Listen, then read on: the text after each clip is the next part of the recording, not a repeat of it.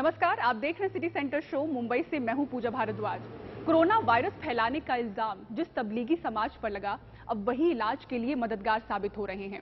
जो ठीक हो चुके हैं वो प्लाज्मा थेरेपी के लिए अपना खून दान कर रहे हैं ताकि लोगों का इलाज हो सके। ऐसे 300 लोगों ने इसकी शुरुआत कर दी है। तमिलनाडु के फारूक पाशा दिल्ली के ILBS अस्पताल में कोरोना से ठीक होने के बाद अपना ब्लड प्लाज्मा डोनेट कर रहे हैं। फारूक पाशा तबलीगी जमात से जुड़े हैं और मरकज में शामिल होने दिल्ली आए थे। अल्हम्दुलिल्लाह सभी अल्लाह ये तो सभी ऐसा प्लाज्मा देखो अल्लाह बख्श सारे इंसान का अल्लाह मरीज को खत्म करे इसके जरिए से आपको। फारूक की तरह दिल्ली में कोरोना से संक्रमित हुए कुल 1068 तबलीगी सदस्यों में 300 से ज्यादा अपना प्लाज्मा दान कर रहे हैं। मैंने आज अपना प्लाज्मा डोनेट किया इंसानियत के नाते, इसलिए क्योंकि ये वायरस को मिटाने के लिए जब प्लाज्मा जरूरत है तो मैं प्लाज्मा डोनेट किया और इंडिया के डॉक्टर के लिए हेल्प किया कि डॉक्टर इस वायरस को इस तरह हटाए कि दोबारा ये वायरस यहाँ आने से पहले 10 मिनट को सोच। रविवार को हुई प्रेस कॉन्फ्रेंस में दिल्ली के मुख्यमंत्री अरविंद केजरीवाल ने भी कहा था कि मुसलमान और हिंदू का प्लाज्मा कोरोना से एक दूसरे की जान बचाएगा। कोरोना होता है तो सबको होता है ना, कोरोना तो हिंदू को भी होता है, कोरोना तो मुसलमान को भी होता है। और आपके शरीर का प्लाज्मा जब बचाता है तो वो हिंदू का प्लाज्मा भी दूसरे को बचाता है, मुसलमान का प्लाज्मा भी बचाता है। तो फिर ये दीवारें हम लोगों ने आपस में क्यों पैदा की हुई हैं? कम से कम ये कोरोना की बीमारी से हम ये सीख तो ले सकते हैं। प्लाज्मा थेरेपी अब दूसरे राज्यों में भी शुरू हो रही है और ये भी याद दिला रही है कि खून का कोई मजहब नहीं होता। तमाम आलोचनाओं के बाद अब तबलीगी जमात के लोग आगे आ रहे हैं, ठीक हो चुके हैं तो अब अपना प्लाज्मा डोनेट कर दूसरों को बचाने की कोशिश में लगे हैं। दरार भरने लगी है और हमेशा वो शेर याद आएगा जब जब ऐसी कहानियां सामने आएंगी कि मजहब नहीं सिखाता आपस में बैर रखना। नई दिल्ली में Saurabh Shukla, NDTV India. Corona virus का कहर सबसे ज्यादा मुंबई झेल रहा है। ऐसे में अस्पताल प्रशासन और नर्सिंग की पढ़ाई कर रही छात्राओं की हौसला अफजाई के लिए जो मुंबई की मेयर हैं किशोरी पेडनेकर, वो खुद नर्स के रूप में नजर आईं। आपको बता दें कि राजनीति में आने से पहले JNPT में किशोरी पेडनेकर नर्स का काम करती थी। कोरोना का सबसे ज्यादा प्रकोप झेल रहे मुंबई में सोमवार सुबह नायर अस्पताल का प्रशासन तब चौंक गया जब मुंबई की मेयर किशोरी पेडनेकर अस्पताल में नर्स की ड्रेस पहनकर पहुंच गईं। किशोरी पेडनेकर करीब 30 साल पहले ये काम बखूबी कर चुकी हैं। राजनीति में आने से पहले 1992 में किशोरी पेडनेकर JNPT में नर्स का काम करती थीं। एक बार फिर उन्होंने ये ड्रेस पहनी है ताकि अस्पताल प्रशासन और नर्सिंग की पढ़ाई कर रही छात्राओं का हौसला बढ़ सके। कोरोना के खिलाफ चल रही जंग में सेकेंड और थर्ड ईयर में पढ़ रही छात्राएं भी शामिल हैं और उनके मनोबल को बढ़ाने के लिए मैंने ये ड्रेस पहना है। महापौर होने के नाते मैं घर पर भी बैठ सकती थी, लेकिन ये हमारी सबकी जिम्मेदारी है कि संक्रमण को बढ़ने से रोका जाए। मुंबई के अस्पताल में कोरोना के खिलाफ जंग लड़ रहे मेडिकल स्टाफ पर ज्यादा तनाव है और ऐसे में किशोरी पेडनेकर की ओर से नर्स की यूनिफॉर्म पहनने पर आदित्य ठाकरे से लेकर प्रियंका चतुर्वेदी और प्रफुल्ल पटेल ने भी ट्वीट कर बधाई दी। देश के करीब 20% कोरोना संक्रमित मामले मुंबई में मौजूद हैं। ऐसे में अत्यावश्यक सेवाओं से जुड़े लोगों में तनाव ज्यादा है। ऐसे में किशोरी पेडनेकर जैसे अधिकारी एक अलग मिसाल कायम कर रही हैं और इससे मेडिकल स्टाफ की हौसला अफजाई जरूर होती नजर आती है। मुंबई से सोहित मिश्रा, NDTV इंडिया। दिल्ली के मुख्यमंत्री अरविंद केजरीवाल ने रविवार को घोषणा की थी कि केंद्र सरकार के फैसले के तहत अब दिल्ली के गली मोहल्लों की दुकानें भी खुलेंगी, लेकिन इस घोषणा के बावजूद कुछ ही इलाकों में दुकानें खुली नजर आईं, बाकी दुकानें बंद नजर आईं। और जिन इलाकों में दुकानें खुली थीं, वहां का जायजा लिया हमारे सहयोगी शरद शर्मा ने। 1 महीना बाद दुकान खोलकर साफ सफाई में जुटे संजय अग्रवाल। उत्तर पूर्वी दिल्ली के पूर्वी रोहताश नगर में पेपर ट्रेडिंग का काम करते हैं। 22 मार्च से दुकान बंद थी। पता चला कि गली मोहल्ले की दुकान अब खोली जा सकती हैं, तो सोमवार से खोल ली, सारी सावधानी के साथ। काम आना जरूरी है, अभी कुछ भी नहीं है सुबह से। कोई बस एक इक्का दुक्का फोटोकॉपी पेपर लेने के लिए एक आदि ग्राहक आए हैं।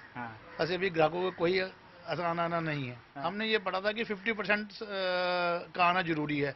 मैं, मेरा बेटा, मेरा भतीजा, मेरे भैया काम करते हैं। तो मेरा भैया और मेरा बेटा घर पे हैं और मैं और मेरा भतीजा आ रहे हैं। वेस्ट पटेल नगर के 29 ब्लॉक की इस रिहायशी कॉलोनी में मोहम्मद खालिद की जोया बुटीक भी आज 1 महीने बाद खुली है। खालिद ने मास्क पहना है। दुकान पर सैनिटाइजर की जगह हाथ धोने के लिए सर्फ रखा है। जानकारी है कि सरकार ने किन शर्तों पर दुकान खोलने की इजाजत दी है। सोशल डिस्टेंस बना के रखना है और सैनिटाइजर वगैरह से हाथ धोते रहना है। अच्छा। और अभी सैनिटाइजर तो मेरे पास नहीं है, मेरे पास ये सर्फ का पैकेट है। अच्छा। मैं सैनिटाइजर मैं सोचूंगा क्या मतलब कल से लाऊंगा।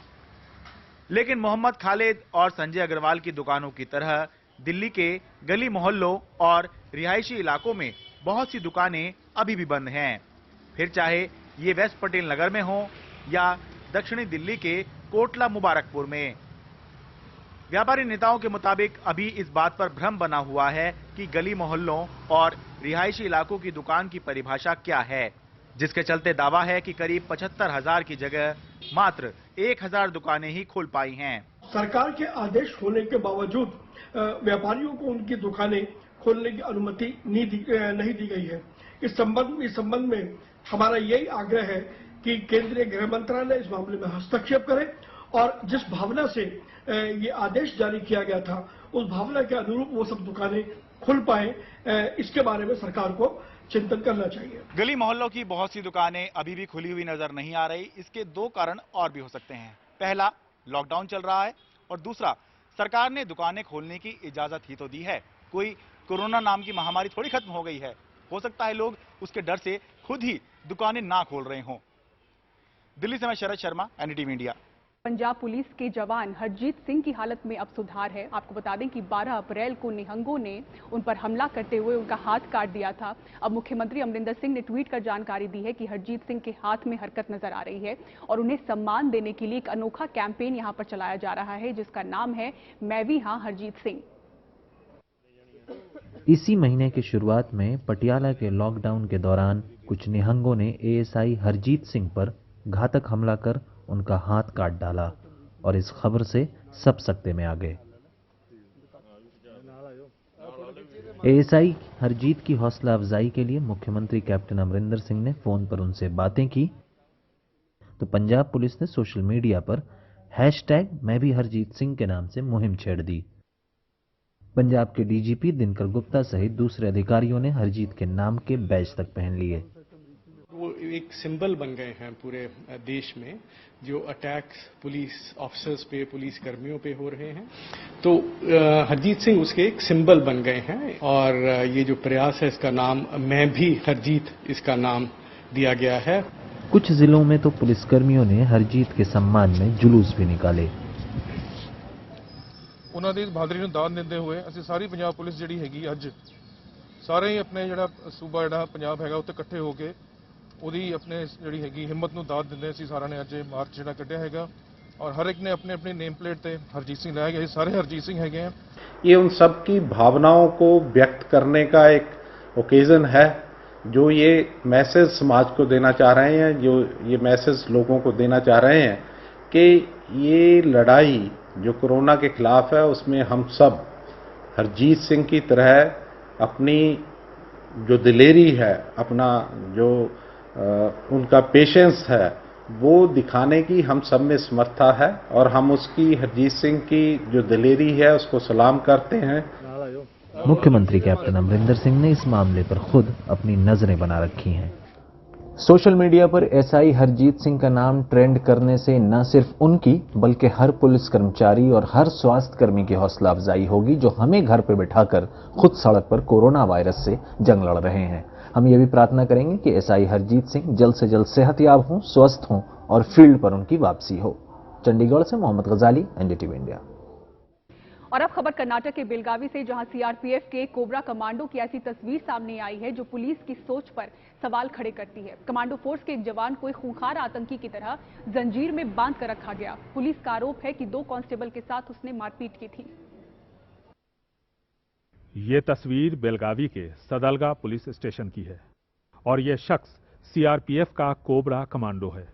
पुलिस की नीयत पर शक इसलिए किया जा रहा है कि लॉकअप के बाहर जंजीर से जकड़कर एक कमांडो को इस तरह रखने की वजह क्या थी, वो भी तब जबकि लॉकअप ठीक उसके पीछे है। खतरनाक अपराधियों जैसा व्यवहार आखिर एक कमांडो के साथ क्यों किया गया? I have shared the complete video of that incident. हमने पूरा वीडियो शेयर किया है। इसमें देखिए कि किस तरह पुलिस कांस्टेबल का कॉलर सीआरपीएफ के जवान ने पकड़ा है। एक महिला ने और दूसरे लोगों ने भी बीच बचाव करने की कोशिश की, लेकिन इसके बावजूद उसने पुलिस पर हमला किया और पुलिस को पीटा।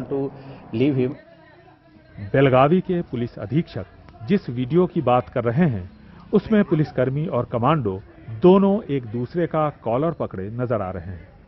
लॉकडाउन के दौरान ये कमांडो अपनी बाइक साफ कर रहा था जब दोनों पुलिस कांस्टेबल उसके पास गए और घर में जाने को कहा। मास्क न पहनने पर आरोपों के मुताबिक कमांडो के साथ बदतमीजी की और बात यहीं से बिगड़ गई। सीआरपीएफ ने कर्नाटक के डीजीपी को पत्र लिखकर सवाल उठाए हैं। सीआरपीएफ ने पुलिस के रवैये पर सवाल उठाए हैं। मसलन जब वो कमांडो है तो उसे हथकड़ियां क्यों पहनाई गई? पुलिस ने विभाग को दूसरे दिन जानकारी दी, जबकि ऐसे मामलों में फौरन जानकारी देनी चाहिए। पुलिस ने 2 से 3 घंटे के अंदर उसको जेल भेज दिया। आखिर इतनी जल्दबाजी किस लिए थी?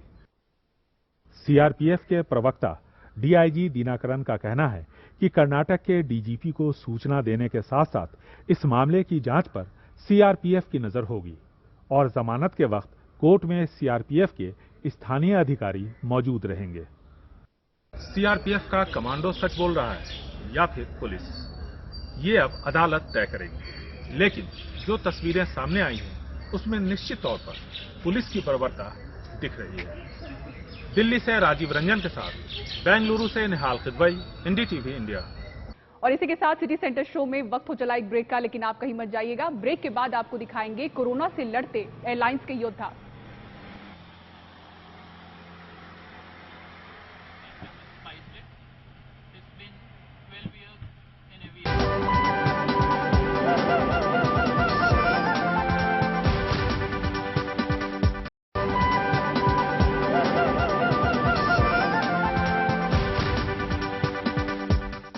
स्वास्थ्यकर्मी, पुलिसकर्मी, सफाई कर्मचारी की तरह एयरलाइंस की तमाम टीमें भी कोरोना योद्धा की तरह मैदान में डटी हुई हैं। दिन रात मेहनत कर रही हैं, फंसे हुए लोगों को बचा रही हैं, निकाल रही हैं। इसके साथ ही साथ जरूरी सामान भी देश विदेश में पहुंचा रही हैं।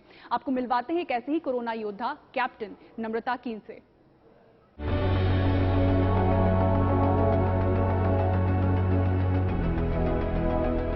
नमस्कार, मेरा नाम नम्रता कीन है।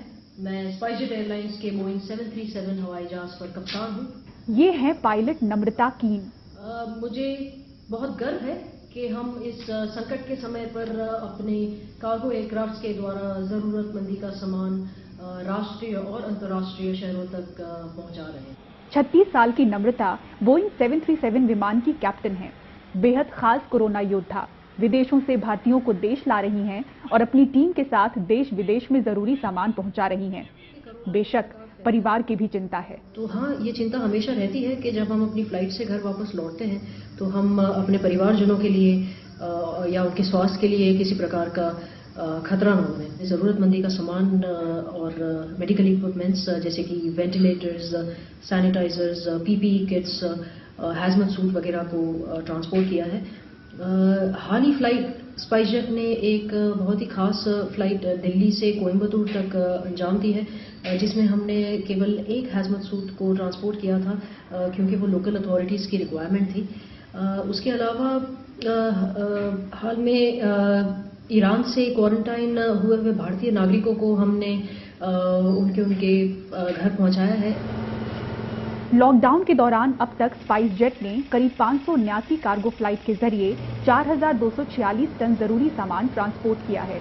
इनमें 208 इंटरनेशनल कार्गो फ्लाइट शामिल हैं।